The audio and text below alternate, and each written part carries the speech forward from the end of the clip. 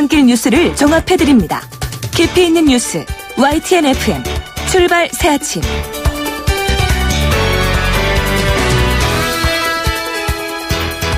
신율의 출발 새 아침 3부 순서 시작합니다. 오늘 날씨는 덥지만 상당히 쾌청한데요. 그런데 여러분, 오늘 태양이 떠 있는 시간이 무려 14시간이나 된다고 합니다. 자, 이제 진짜 본격적인 여름이라고 볼 수가 있는데 어둑어둑해져야지 술 먹고 싶어 하시는 분들, 오늘 하루 같은 땐 좀 괴로우실 것 같은데요. 어쨌든 오늘 하루 상당히 긴 하루가 될 것 같습니다. 하지만 길어도 여러분에게는 알찬 하루 되시기 바라겠고요. 자, 신율의 출발 새 아침 3부 순서, 먼저 광고부터 들으시죠.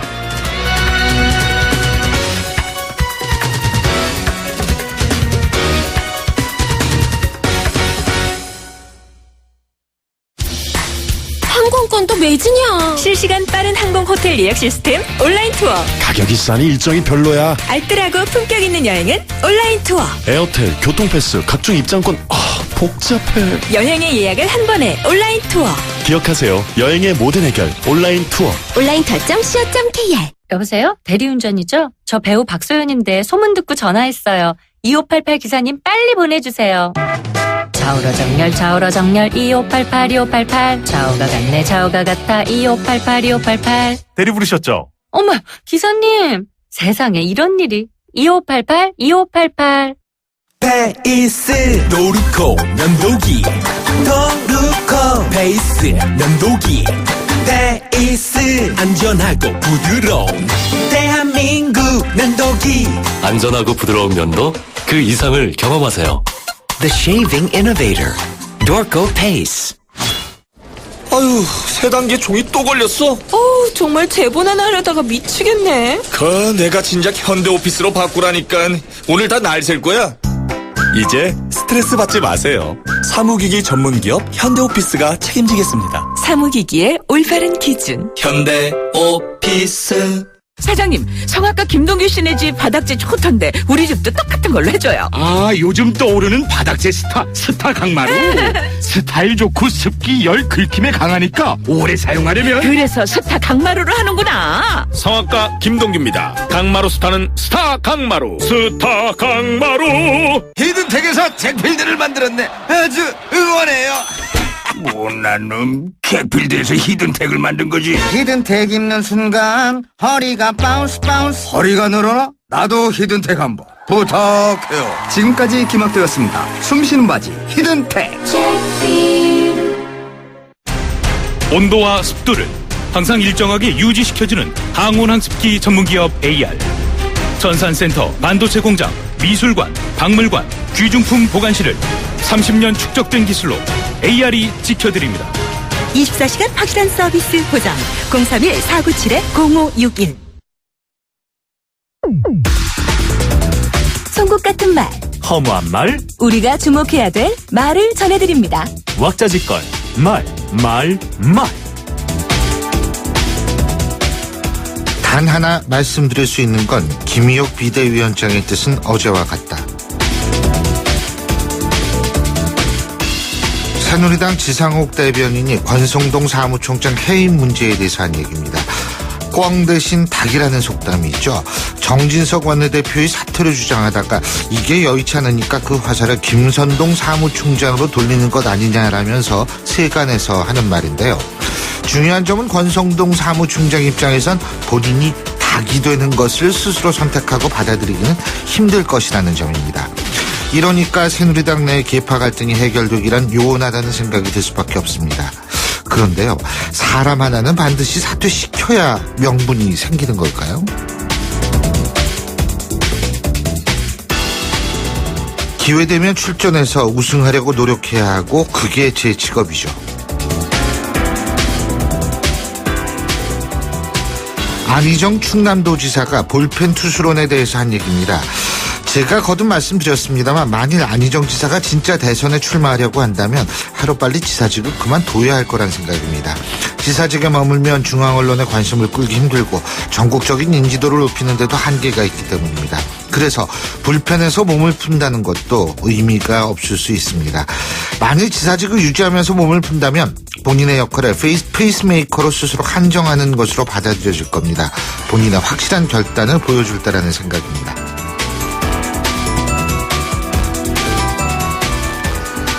서로 다른 의견을 가진 사람들을 조종하고 설득하는데 윤 의원이 핵심적 역할을 해라. 그럼 잘 될 것이다.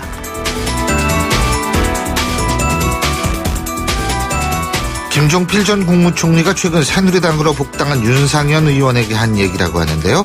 자, 윤상현 의원은 충청 포럼을 이끌고 있죠.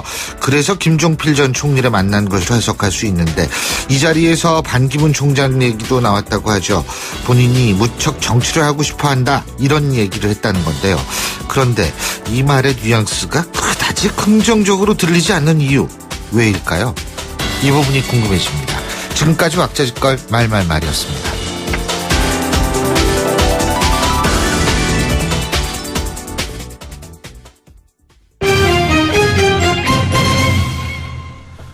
경제 뉴스 알아보겠습니다. 최요한 경제평론가 전화 연결돼 있습니다. 안녕하십니까? 예, 안녕하십니까. 최요한입니다. 예. 경기가 더 이상 나빠진 걸 막기 위해서 정부가 하반기에 재정 지출을 늘리기로 했다는 소식부터 알아보죠. 예, 일단 추가 경정 예산 편성, 그리고 공기업 지출 확대 등을 통한 재정 보강 등 투트랙으로 재정 확대한 정책을 추진한다. 예. 이게 맞는데, 지금 여소야대인 상황에서 유일호 부총리가 기획재정부 내에 있는 예산실이라든지 이런 것들은 설득을 할 수 있죠. 예. 근데 문제는 지금, 여소야대 상황에서 야당을 과연 어떻게 설득할 것이냐. 이게 관건이거든요. 예. 지금 더불어민주당은 누리과정 예산 편성이 반드시 필요하다 강조하고 있고요. 또 추경에 적극적인 국민의당도 구조조정을 위한 재원은 한국은행의 발권력이 아닌 정부의 재정 투입이 우선시돼야 된다. 이렇게 주장하고 있는 상황인데 과연 지금 이야기하고 있는 추가 경정 예산 편성과 공기업 지출 확대 이 부분에 있어서 야당을 어떻게 설득하고 넘어갈 것인지 이 부분이 가장 중요하다는 생각이 들고요. 올해 추경의 상당 부분은 구조조정에 따른 실업과 일자리 대책에 투입될 것으로 보입니다. 예. 자, 그리고 롯데그룹 얘기를 좀 해봐야 될 것 같은데, 네. 지금 검찰이 말이에요. 서울중앙지검 특수사부죠. 예. 이 증거인멸 등의 혐의로 롯데캐피탈 전 간부를 긴급 체포했다고 그러죠? 예, 이 사람이 지난 14일 검찰 롯데케미칼 압수수색 당시에 사무실 내 비자금 의혹 핵심 자료를 빼돌린다 아주 핵심 역할을 했다라는 것이거든요. 예. 그러니까 이후에도 계속 주요 자료를 지금 파기하는 등 증거인멸 핵심 인물로 검찰이 보고 있는 것이고요. 그래서 결국 피의자 신분으로 불러 조사하는 과정에서 이런 혐의를 확인했다는 겁니다. 예. 그래서 22일께 이 간부의 구속영장을 청구할 예정이라고 하는데요. 일단 롯데 전체의 롯데케미칼을 비롯한 비자금 저수지 가운데 하나로 의심하고 있는 것이고, 지금 일본 롯데케미칼은 석유화학 제품의 원료를 수입할 때 일본 롯데물산을 거래 중간에 끼워 넣어서 거래 대금 부풀려서 거기서 비자금을 조성했다라는 겁니다. 롯데케미칼 쪽에서는 정상 거래다라고 얘기하지만 이 상황 왜 중간에 그렇게 끼어들어가는지 좀 석연찮은 부분이 많이 있지요. 예. 네, 이건 좀 찾아봐야 됩니다. 롯데케미칼이 정말 비자금 저수지다. 이런 지금 보도들이 많이 나오고 있는데 아마 네, 그래서 특히 증거인멸에 검찰이 민감하게 반응하는 것 아닌가 이런 생각이 듭니다. 자, 그렇습니다. 그리고 이 조선해운업종 주요 부실 기업 채권을 상당히 많이 갖고 있죠. 국채는 다음으로 많이 갖고 있는 농협은행. 예. 지금 출구 전략을 세우는데 애를 먹고 있다고 그러는데 이게 무슨 얘기예요? 이게 뭐냐면 이제 물론 대우조선해양이나 STX 조선해양 예. 주요 부실 기업에 대한 충당금으로 6월 말까지 1조 원가량을 쌓게 된답니다. 그래서 올해 2분기는 대규모 적자다라고 이야기를 하는데 예. 문제는 농협은행 앞에 충당금 이거 외에도 명칭 사용료라는 게 있답니다. 이게 뭐냐면은 농협 이게 이름을 사용하는 대가로 농협은행뿐만 아니라 농협금융지주라든지 자회사 8곳이 분기마다 농협중앙에 돈을 내야 되는데 아니 농협 거 아니에요? 이거? 근데 이게 이제 따로따로 명칭 사용료를 따로 내야 된대요. 예. 근데 그게 무려 3,155억이라는 겁니다. 예. 이게 상식적으로 이게 너무 많다라는 생각이 드는데 단기 순이익보다 더 많거든요. 이 명칭 사용료가. 예. 그러다 보니까 이거 좀 줄여달라는 말을 해야 되는데 정작 그 말은 못한다고 하는데요. 어쨌든 그러면서 겉으로는 이제 자기 자본 비율이 13에서 14% 충분하다라고 얘기하지만 그래도 부실 털어내야 되는 상황이기 때문에 이 명칭 사용료 좀 깎아주지 뭐 이런 이야기가 많이 있는 모양이에요. 예, 잘 알겠습니다. 예, 오늘 말씀 여기까지 듣겠습니다. 고맙습니다. 예, 감사합니다. 예, 지금까지 최요한 경제평론가였습니다.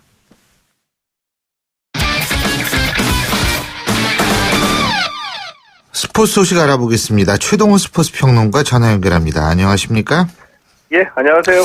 예, 어제 월요일이기 때문에 프로야구가 하루 쉬었죠. 그죠? 예, 그렇습니다. 예, 예.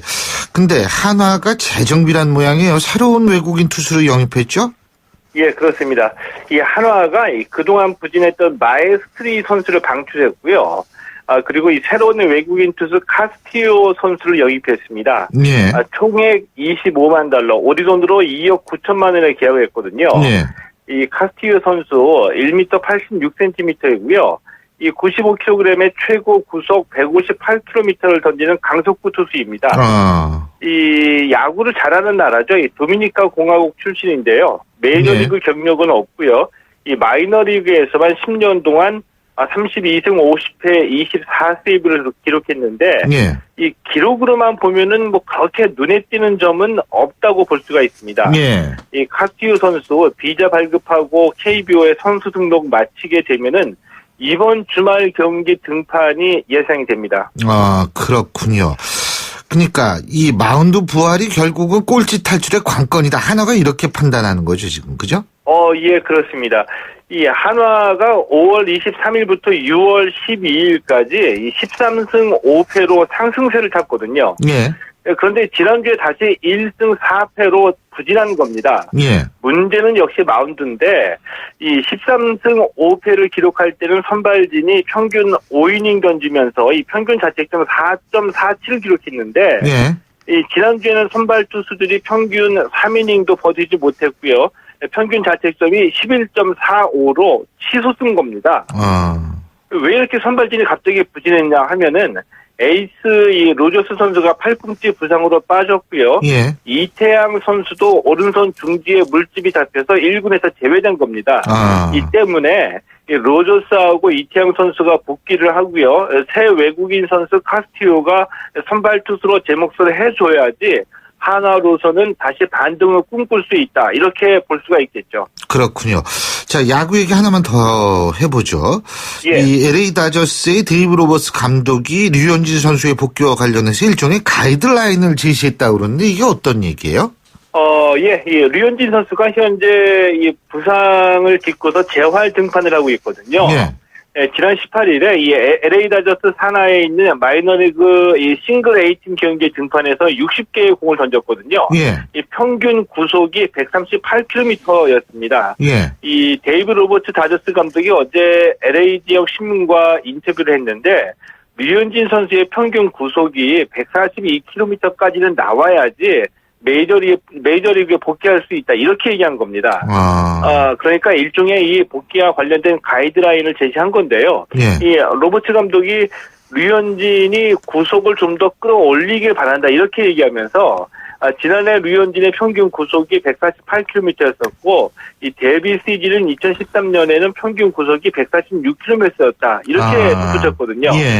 아마도 류현진 선수 본인도 이 구속에 꽤 신경을 쓰고 있을 겁니다. 그런데 그게 마음대로 되지가 않는 거죠. 그러니까 어깨 수술한 투수들 같은 경우에는 예전에 구속을 되찾는 것이 상당히 어려운 일이거든요. 그럴 것 같아요. 류현진 선수가 과연 이 어려운 일을 어느 정도까지 해낼 수 있을지 좀 궁금해지기도 합니다. 그렇죠. 참 열심히 하기를 한번 저희도 마음속으로 응원을 할게요. 그리고 케냐의 마라톤은 에르베 선수 말이에요. 왜 지난번에 특별 기회 신청했다 거부당한 선수죠. 그죠? 예, 그랬죠. 근데 우리나라에서 계속 뛸 모양이죠? 청양군청하고 계약했다고 그러네요? 이 특별 귀화가 무산됐던 케냐의 마라톤 에르베 선수가 청양군청하고 재계약을 했습니다. 이 계약 기간 4년이고요. 연봉은 $6만, 우리 돈으로 7천만 원이거든요.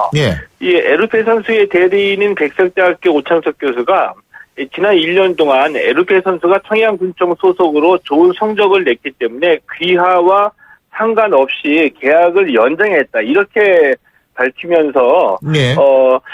제 생각으로는 한국으로 귀화하겠다. 이 코리안 드림이 진정이라고 한다면은 반드시 특별 귀화가 아니더라도 자격 요건이 되면은 일반 귀화 시험을 할 수 있다라고 보고요. 네. 이렇게 지내서 이 귀화에 대한 진정성이 좀 국민들에게 전해진다고 한다면은 특별 귀화 다시 신청해서 귀화를 추진할 수도 있다라고 봅니다. 예, 그렇군요. 자, 그리고 정몽규 대한축구협회장이 사임했다고 그러는데 왜 사임한 거예요? 이 대한체육회하고 국민생활체육회가 통합하면서 예. 이 체육회가 새로 출범했거든요. 예. 이러다 보니까 체육회에 가입되어 있는 각 종목별 협회와 연맹도 이 통합을 거쳐서 새로운 회장을 선출하게 됩니다. 이 대한축구협회가 어제 이사회와 임시총회를 개최해서 정관 개정안을 승인했는데요. 예. 이 정관에 보면은 이 회장 선거인단을 100명 이상 300명 이하로 구성을 하되 선거인단에 선수와 지도자, 심판을 포함시키도록 되어 있고요. 예. 국회의원은 회장 선거에 출마할 수 없게 되어 있습니다. 이 회장 선거가 7월 말로 예정이 되어 있기 때문에 정몽규 회장이 7월 말 선거에 출마하기 위해서 어제 임시총회에서 사임을 한 겁니다. 이 국회의원은 회장 선거에 출마할 수 없도록 한다. 이 제안한다. 이게 이제 겸직 문제도 사실 불거지고 그랬었거든요. 그죠? 예. 예. 정치인의 이 회장 선거 출마를 배제한다는 뜻입니다. 예. 그거 전 잘한 거라고 생각합니다. 예. 예. 잘 알겠습니다. 오늘 말씀 여기까지 듣죠. 고맙습니다.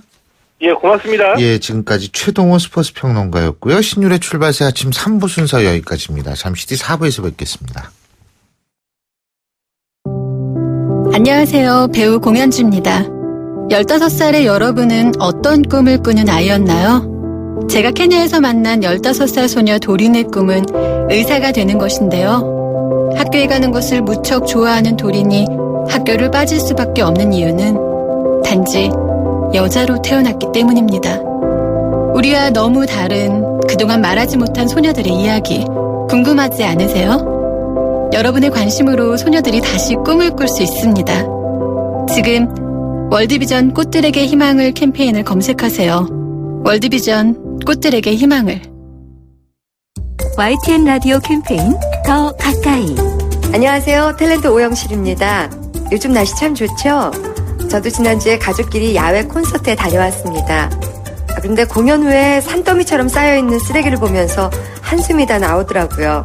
이렇게 버려진 쓰레기는 몇십 명의 환경 미화원분들이 힘들게 몇 시간을 청소해야 다 치울 수 있다고 합니다.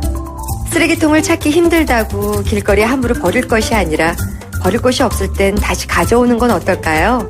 아니면 처음부터 음식물을 밀폐 용기에 담아가서 다 먹은 후에 빈 용기를 다시 싸들고 오는 방법도 있습니다. 우리가 사는 것을 깨끗하게 하는 법, 조금은 불편해도 작은 것부터 실천하는 데 있지 않을까요? 환경 에티켓은 더 가까이, 쓰레기 무단 투기는 저 멀리, 환경을 보호하며 공연 관람하자고요. YTN 라디오 캠페인 더 가까이. 한국환경공단과 함께합니다. 골프 장갑도 지맥스, 생산 장갑도 지맥스, 헬스 장갑도 지맥스, 가죽 장갑도 지맥스, 장갑하면 지맥스, 대한민국 우리 장갑 지맥스. 30년 한길 범양 글러브가 만듭니다. 글러브 맥스. 지맥스. 날카로운 분석, 내일을 보는 시선, 신율의 출발새 아침. 신율의 출발새 아침 4부 순서 먼저 광고부터 들으시죠. 메르세데스 벤츠 공식 딜러 KCC 오토 영등포 전시장 그랜드 오픈. 5월 초 강서, 목동, 강북, 제주에 이어 이제 가까운 영등포에서도 메르세데스 벤츠를 만나보실 수 있습니다. 메르세데스 벤츠를 만나는 새로운 선택. 메르세데스 벤츠 공식 딜러 KCC 오토. 당신이 변했습니다. 식물도 컬러에 따라 영양소가 다르고 건강기능식품에도 차이가 있다는 걸 압니다. 그런 당신을 위해 뉴트리라이트는 식물 영양소를 통한 최적의 건강을 연구합니다. 철학은 지키고 과학은 나아갑니다. 뉴트리라이트. 건강기능식품 광고입니다. 지난 10년간 저 보아의 V라인을 책임져준 옥수수 수염차. 10년 동안 저에겐 넘버원이었어요. 근데 저만 그런 게 아니었나 봐요. 10년 동안 대한민국이 사랑한 옥수수 수염차. 영원한 넘버원이 되는 그날까지. 영원히 V라인, 광동 옥수수 수염차. 햇볕 잘 통하고 바람 잘 통하고 서울과 바로 통하는 좋은 집이 군포에 옵니다. 자연과 통하는 테라스와 5베이 혁신 설계로 군포에서 좋은 집으로 통하는 아파트. 군포 송정지구 금강 펜테리움 센트럴파크 2차 1899-3588 금강주택 7월 오픈 예정. 초정탄산수 작사 작곡 저 유정이가 피처링한 소정송.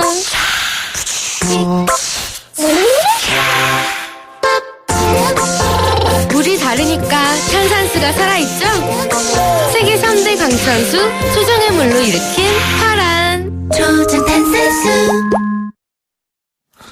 예, 지금 시각 8시 30분 47초 지나고 있습니다. 교통 상황 알아볼까요? 박호영 캐스터. 네, 신일의 출발새 아침 교통정보입니다. 이제는 이른 아침 출근길에서 어느 정도 시간이 흐름가면서 차량 흐름이 좋아져 가고 있는데요. 전반적으로는 수월해져가는 곳도 있지만 아직까지 고장차 여파 때문에 밀리는 곳도 살펴집니다. 동서문로가 성신여자대학교에서 미아사거리 가는 길 기름역 부근 끝차로에 고장차가 서 있어서 정체되고 있고요. 미아사거리에서 기름역 쪽으로도 시속 20km 미만입니다. 북부간선도로 따라 외곽으로 향하는 길 월릉분기점에서 신내나들목 쪽으로 차 간격 좁혀가고요. 도심으로는 묵동에서 하월구까지 더딥니다. 내부순환로 합류하셨다면 그래도 내부순환로 상황은 많이 좋아졌습니다. 다만 내부순환로가 홍제에서 연희까지는 좀 밀려서 이 구간 통과하는데 7분 정도 소요되고 있고요. 반대쪽으로는 홍제에서 홍제문 터널까지 밀립니다. 신일의 출발새 아침 교통정보였습니다. 신일의 출발새 아침 오늘 순서 시작합니다. 오늘 아침 당신이 듣고 싶은 뉴스 94.5MHz YTN 뉴스 FM 신율의 출발 새 아침.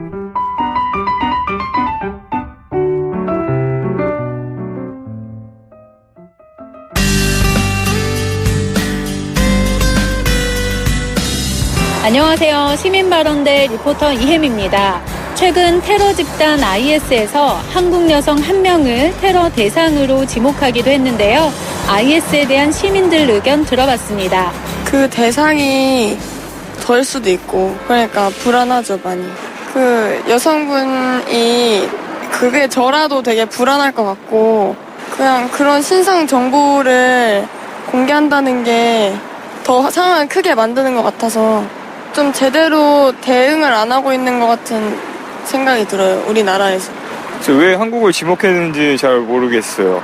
한국도 좀 테러에 대해서 생각해보고 대처 방안을 좀 만들어야 되지 않나. 얼마 전까지만 해도 테러 방지법이나 막 그런 것들 이야기 많이 나왔는데 그런 거에 대한 게 아직 실시가 제대로 안 되고 있는 것 같아서 좀 더 구체적으로 방안을 마련했으면 좋겠어요. 많이 위협적이고 그 테러가 일단 유럽에서 많이 유명하잖아요. 근데 지금 이렇게 한국을 거론한다는 말 자체가 조금 더 위험하다고 생각을 하고 이런 거 이제 시민의식을 조금 더 퍼뜨려야 되는 게 시급한 것 같아요. 자극적이고 일단 IS라는 게 한국에서 와닿기는 좀 거리가 먼 주제 같거든요. 근데 그게 지금 누구 특정인을 지목을 했고 뭐 이런 내용 나오는 게 그냥 첫 번째로는 거부감이 드는 게 좀 사실이고 만약에 있다고 하더라도 지금 당장 와닿는 얘기는 아닌 것 같아요.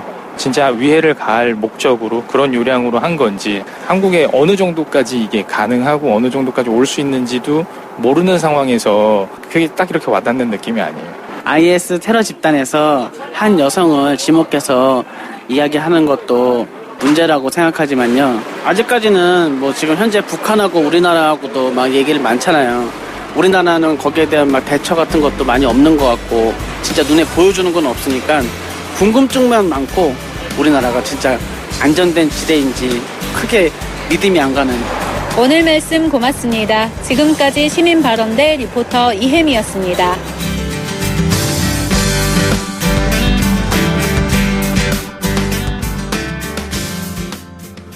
예, 지금 IS의 테러 위협에 대한 우리 시민들의 의견 여러분 들어보셨죠?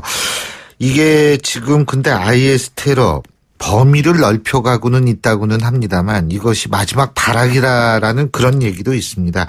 그런데 우리가 주목해야 될 게 IS가 왜 우리나라를 테러 대상으로 지목을 했는지, 반복되는 테러 위협에 대해서 우리 정부가 어떻게 대응하고 있는지 알아볼 필요는 있을 것 같습니다. 가천대학교 경찰안보학과 윤민우 교수 연결합니다. 교수님 안녕하세요. 네, 안녕하세요. 예. IS가 우리나라 여성을 테러 대상으로 지목했다. 그죠? 지금 네. 명단 중에 아마 한국 여성분이 포함이 돼 있는 것 같은데, 예? 예, 예. 근데 예, 예. 이 여성분이 지금 굉장히 좀 당황하고 있다는 거예요. 본인은 별 상관이 없어 보인다 이 얘기인데 어떻게 보십니까? 아, 예. 그 당사자는 당황스럽겠죠. 근데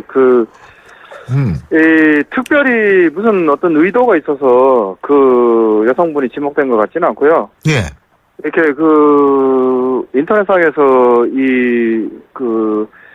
이 대상자 정보들을 긁어오다가 거기에 이제 딸려 들어가서 신원이 들어가지 않았나라는 생각이 듭니다. 아니, 그러니까 무작위로 그냥 테러 대상을 설정한다? 네, 그게 이제 그것도 하나의 전술로 볼 수 있는데, 그렇게 함으로써 이렇게 서방 세계에 있는, 그러니까 내가 안전하다고 느끼는 사람들한테 불안감을 심어주는 거죠. 그러니까 리스트에 들어간 개인이 문제가 아니라, 간단히 얘기해서 당신도 대상이 될 수 있다. 그죠? 네, 그러니까 이제 그게 사실은 아이스테르라고 해가지고 이제 지금 주목하고 있는데, 원래 민간인에 대한 무차별 어떤 테러 위협에 따른 어떤 사회 전반의 불안감 확산은 전술이 오래됐습니다. 예, 윌리엄 피어스라고 미국 극우주의 테러리스트가 터너 다이어리라고 소설을 썼는데, 예. 원래 이제 우리나라에 요즘 외로운 늑대 용어가 난무를 하긴 하는데, 원래 외로운 늑대 개념이 처음에 등장한 것도 터너 다이어리에서 거기서 나왔어요. 예, 그래서 그게 이제 전반적인 어떤 불안감 확산의 어떤 일환인 거죠. 그러니까 실제로 비용 대 효과 면에서 볼 때 특정 그다지 전략적으로 중요하지 않은 특정 개인을 와서 암살을 한다라는 건 그렇게 괜찮은 전술 같지는 않고요. 제가 볼 때는 좀 더 이렇게 공포조장 측면이 더 강하지 않나 싶습니다. 아, 공포조장 때문에 무작위로 사람들을 뽑았을 수 있다. 이런 말씀이시군요. 그죠? 예, 예. 근데 이게 명단을 국정원이 공개하는 과정에서 개인정보까지 다 이제 이게 특정 여성한테 좀 나온 모양인데, 그죠? 네네. 어떻게 보세요? 일반적으로 개인정보가 공공에 놔돌아다니는 건 썩 좋아 보이지는 않고요. 그렇죠.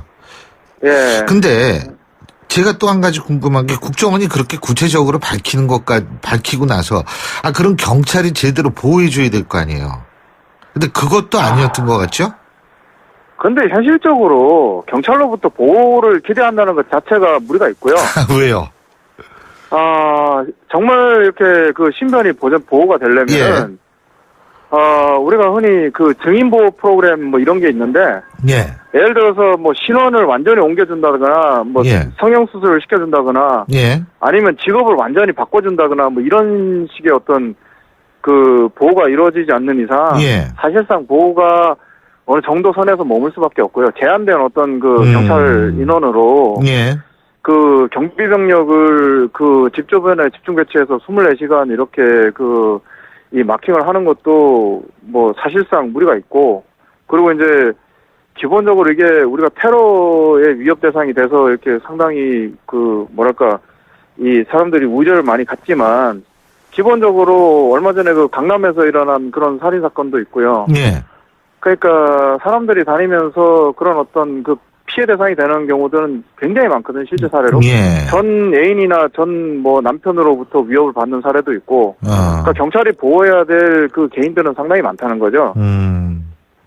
그렇기 때문에 그렇다. 저기요, 제가 또 궁금한 게 이 IS가 우리나라를 테러 대상국으로 두 번째 지금 언급한 거 아니에요? 그죠? 네네. 아니, IS는 왜 우리나라에 그렇게 자주 언급을 해요? 뭐라고 보세요? 그 이유가? 기본적으로 적의 대상이고요. 글쎄, 그러니까 왜 적의 대상이냐 이거예요. 이게, 우리가 생각하는 합리적인 근거하고 IS나 이런 이슬람 극단주의자들이 보는 세계관하고는 근본적으로 달라요. 예. 그러니까 이슬람 극단주의자들은 기본적으로 세계를 적과 동지 두 개념으로 보거든요. 예. 그러니까 무슬림과 이교도로 보고 이교도는 그 섬멸의 대상이에요. 예. 그러니까 이교도이기 때문에 적인 거예요. 그러니까 이교도는 셋 중에 하나예요. 정복당하거나 이슬람으로 가거나 아니면 싸우다 죽거나. 그러면은 사실 그 이교도라고 얘기하는 비이슬람권은 다 적이라는 얘기인데, 그죠? 예. 네. 근데 우리나라가 유독 이렇게 자주 꼽히는 이유가 궁금해서 제가 여쭤본 거거든요. 최근 들어서 그 동북아시아에 관심이 좀 많이 늘어나고 있는 것 같아요. 예. 그러니까 이것도 비용 대비 효과인데. 예. 그러니까 예를 들면 중국도 뭐 적으로 볼 수 있잖아요. 예? 일본도 적으로 볼 수 있고. 그러죠. 예. 중국도 적으로 보고 일본은 적으로 볼 수 있는데. 예. 이 한국이 노출이 많이 된 것 같아요. 그 테러리스트 의식 속에. 그게 무슨 이 여러 가지 이유가 있겠지만. 이라크 파병이나 뭐 이런 거요? 예, 뭐 미국의 동맹국이라는 어떤 그 인상도 강하게 주고 있고요. 예. 그 점에서는 일본하고도 마찬가지겠지만, 뭐 일본도 사실은 적으로 간주가 되고 있긴 하거든요. 그런데 이제 그럼에도 불구하고 일단 미군이 주도하고 있고 어느 정도 이제 뭐라 그럴까 이 세계 어떤 그 미디어상의 노출이 좀 더 인식 속에 많이 되지 않았나라는 생각이 들고요. 그러니까 그 사람들의 어떤 주관적인 의식 속에 좀 더 뚜렷한 적으로 나타나는 거니까 이게 객관적인 어떤 거하고 조금 다를 수도 있어요. 실제로 테러 대상 공개가 실제 테러로 이어질 가능성은 어느 정도라고 보십니까? 상당히 높아지죠. 왜냐면 이게 그런 거예요. 천둥이 치고 구름이 뭐 이렇게 짙게 두리우고 이러면 비가 올 확률이 높아지잖아요. 예. 그러니까 한국이라는 대상에 대해서 계속 인식하고 얘기가 되고 있고요. 예. 그거에 대해서 공격하는 얘기들이 자꾸 나오게 되면은 예. 직접적으로 IS 조직원이 아니더라도 그 인식 속의 공격 대상으로 편입이 될 수가 있고요. 그다음에 이제 계속 이제 얘기가 되고 있다는 거는 그거에 대해서 인식을 한다는 거고. 예. 적당한 시기라든가 기회가 좀 공격을 할 가능성이 그만큼 높아진다고 볼 수 있겠죠. 그럼 중요한 거는 이제 미국하고 유럽하고 연동상에서 봐야 되는데 미국과 유럽이 공격하기 어려워질수록 여기에 공격할 수 있는 확률이 높아지겠죠. 그렇죠. 풍선 효과죠, 일종의. 그죠? 한쪽을 누르면. 그런 것도 있고 기본적으로 뭐 테러리스트나 범죄자들이나 쉬운 상대를 공격하는 게 일반적인 법칙이에요. 예. 자, 그럼 우리는 어떻게 대비해야 돼요? 그 시큐리티 레벨을 올리는 수밖에 없죠. 기본적으로. 그러니까 그게 이제 전반적으로 테러라는 건 이제 이 고전적인 어떤 정보나 적의 위협보다 좀 다른 게 뭐냐면 뭐 북한의 핵무기나 이런 것과 다른 게 하나의 정보들이 그렇게 중요한 의미를 가지는 않아요. 테러 같은 경우에는.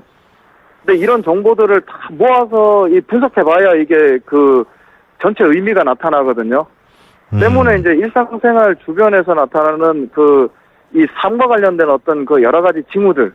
그러니까 누가 뭐 특정 웹사이트를 여러 번 방문을 했다거나 어떤 집에서 뭐 폭탄 제조 재료에 들어가는 화학약 폭성들이 주로 버려진다거나 이런 것들을 묶어봐야 되기 때문에 궁극적으로는 국가 전체의 어떤 이 정보 수집 분석하는 이 능력이 증대되는 방향으로 움직여야 되고요. 정부기관 전체의 어떤 공조나 연대가 강화되는 방향으로 가야 되는데, 그거는 기존에 우리가 전통적으로 생각했던 인권의 어떤 강화의 문제와 역으로 갈 수 있는 가능성이 좀 있죠. 그게 이제 항상 나오는 딜레마죠. 예. 그러니까 이제 선택을 해야 돼요. 어떤 위협이 더 심각하다고 느끼고 어떤 위협을 더 감수를 하고 어떤 위협을 더 줄일 건가의 판단의 문제거든요. 예, 잘 알겠습니다. 오늘 말씀 여기까지 듣죠. 고맙습니다. 네, 알겠습니다. 예, 지금까지 가천대학교 경찰안보학과 윤민우 교수였습니다.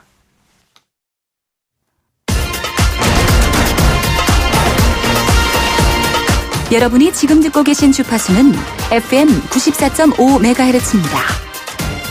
YTN 뉴스 FM.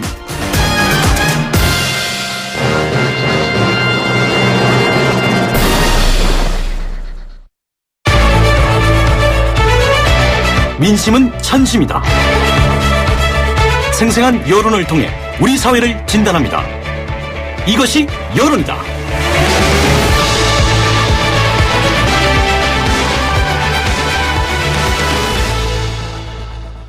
20대 국회 시작하자마자 개헌론, 본물 터지듯이 터지고 있는데요. 이게 사실 한두 번이 아닙니다. 이렇게 논의만 무성하다가 실제로 용두사미격으로 사라지는 경우도 굉장히 많았거든요. 하지만 20대 국회 좀 다를 수 있을까요? 그래서 오늘은 20대 국회의원들의 개헌에 대해서 어떤 생각 가지고 있는지 집중적으로 분석해 보겠습니다. 여론조사 전문가시죠? 오피니언 라이브의 윤희용 여론분석센터장 스튜디오에 모셨습니다. 안녕하십니까? 네, 안녕하십니까? 예. 자, 국회의원들이 일단은 중요는 하죠. 개헌할 때, 그죠? 네, 그렇죠. 이제 발의할 수 있는. 이 사람들이 발의할 수 있으니까. 대통령도 할 수 있지만 국회의원들 할 수 있으니까요. 예. 근데, 지금 20대 국회의원들은 개헌에 대해서 어떻게 생각해요? 네, 이제 연합뉴스에서 국회의원 300명을 전수조사를 이제 했는데요. 그래서 현행 헌법에 대한 개정이 필요한지 질문을 이제 했습니다. 예.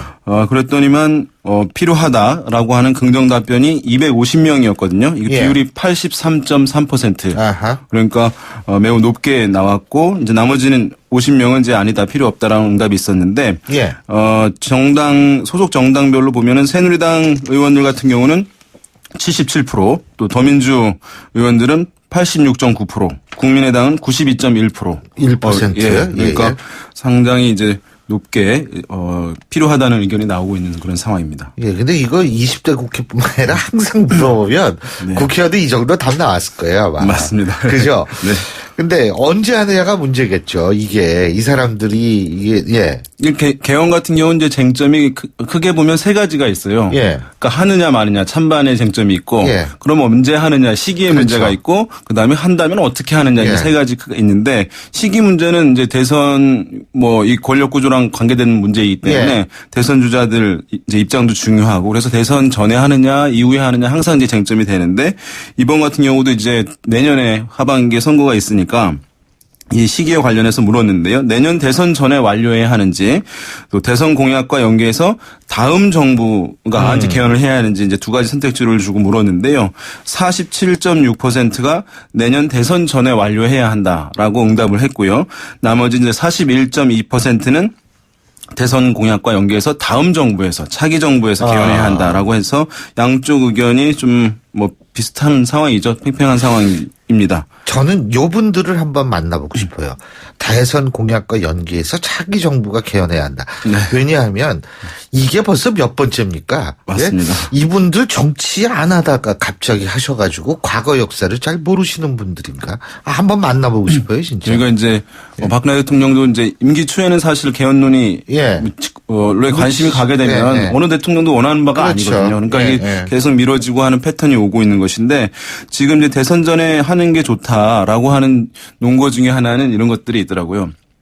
압도적인 대선 후보가 지금 없지 않느냐. 맞아요. 그래서 어느 정당이라도 좀 다 불확실성이 있는 상황이니까 룰에 대한 합의는 불확실성이 있을 때 합의가 잘 이루어질 수 있는 것 아니냐라고 하면서 대선 전에 해야 된다. 그죠? 이게 대선 가까워지게 되면 압도적 후보가 나타나게 되면 또는 이제 어떤 유권자들이 지지 후보가 굉장히 마음속에 정하게 되면 그 대선 주자의 유불리에 따라서 입장에 따라서 국민들 입장이 개헌 찬성하던 사람도 개헌 찬성 의견을 드러내지 않거든요. 그러니까 그런 문제들이 있어서 지금이 적기가 아니냐라고 하는 이제 얘기들이 있는 것이죠. 예. 그러니까 이거 지금 예를 들면 반기문 유엔 사무총장이 만일 가정입니다만 이런 식으로 이제 해야죠. 대선이 나온다고 했을 때 개헌 카드 들고 나올 거다라는 얘기도 있는 모양이에요. 예? 그렇죠. 이제 이게 사실은 예전부터 이제 여의도에서 이른바 흘러다니는 소문들 중에 원래 거기 다 소문이 많죠. 그렇죠. 그러니까 이제 이른바 요즘에 많이 얘기 나오는 이원 집정부제, 분권형 대통령제와 관련해서 반기문 유엔 사무총장이 이 외치를 담당하는 대통령. 그런데 적임자 아니냐. 그러면은 그것에 대한 어쨌든 국민들이 굉장히 생소하긴 하지만 외치와 내치를 구분한다는 게요.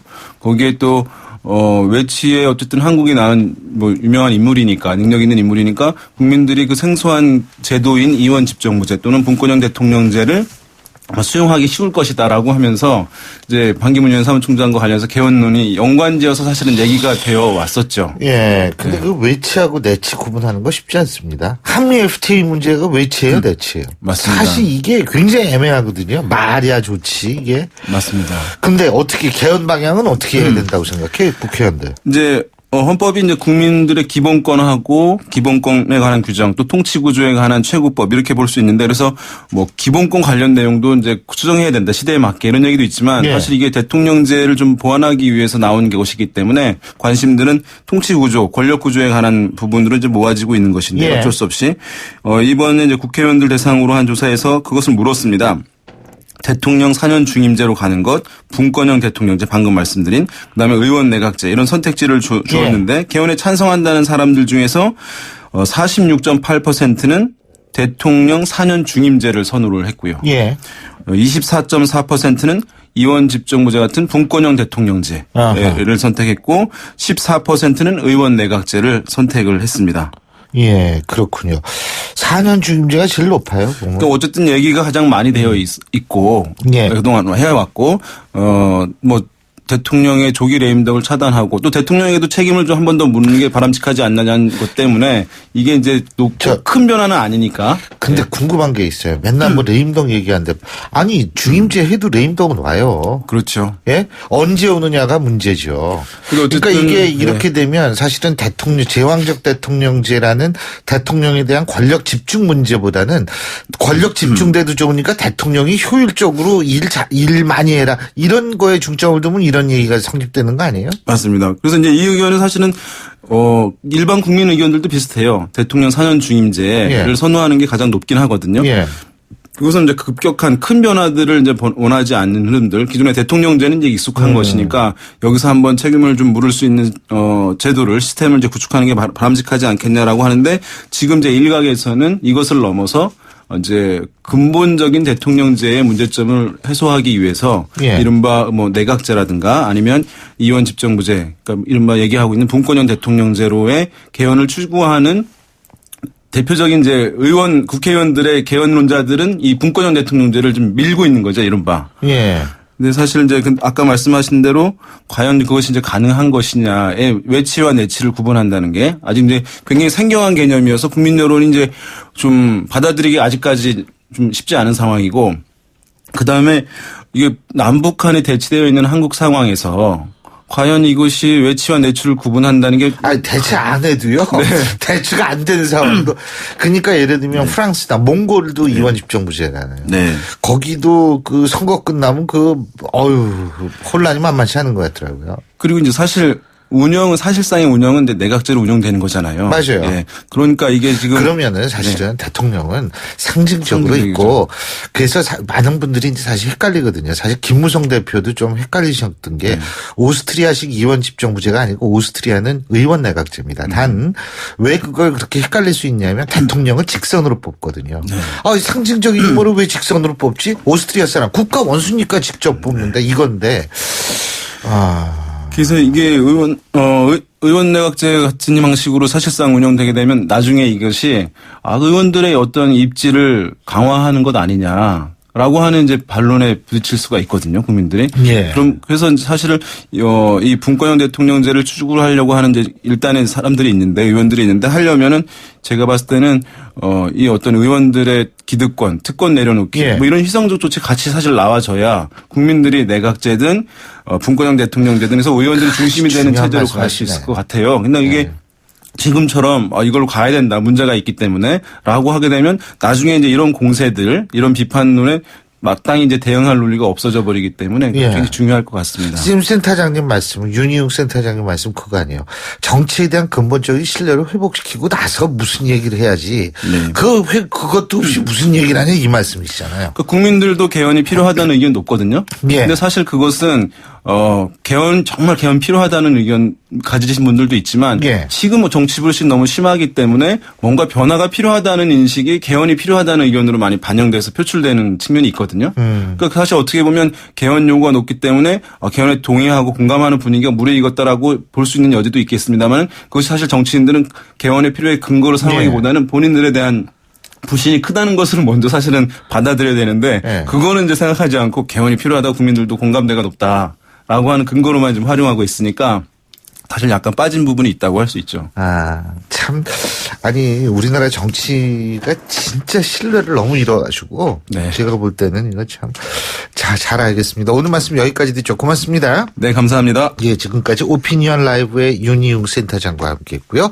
신율의 출발 새 아침 화요일 순서는 여기서 모두 줄이겠습니다.